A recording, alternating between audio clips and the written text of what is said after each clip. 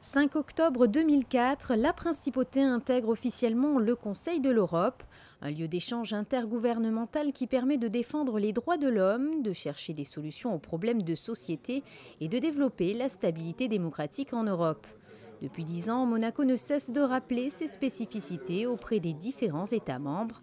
Aujourd'hui, les hautes autorités monégasques se félicitent de cette reconnaissance internationale. Je dirais que c'est une belle avancée démocratique. D'abord une possibilité pour la Principauté de se faire connaître sur la scène européenne au travers du Conseil de l'Europe. Mais c'est aussi évoluer dans son cadre législatif, dans sa manière d'aborder la démocratie. Sans nul doute, il est utile de revenir de manière périodique, d'expliquer ce que nous sommes. Mais c'est à la fois important pour le pays en tant que tel, pour prendre la véritable mesure des possibilités concrètes que nous avons de tenir compte de tel ou tel dispositif législatif. Ça peut être un point d'ouverture pour de jeunes nationaux qui peuvent venir s'exprimer en stage, peut-être travailler auprès de la Cour européenne. Et je crois que c'est l'ensemble de ces particularités qui nous sont très spécifiques et très importantes.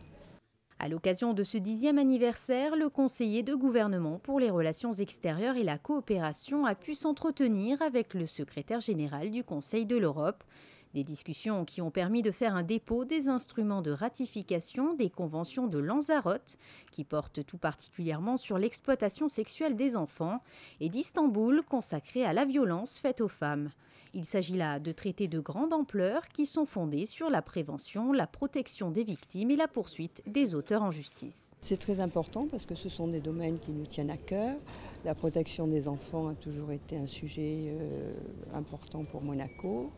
Et la violence domestique, j'espère que nous n'avons pas énormément besoin de mettre en application les dispositions de cette convention, mais c'est quand même une préoccupation pour Monaco actuellement et peut-être pour son avenir, pour maintenir une qualité de vie dans la principauté telle qu'elle a toujours été ces dernières années. José Badia et les différents membres de la délégation monégasque ont également évoqué l'avenir de la Cour européenne des droits de l'homme avec son président Dean Spillman.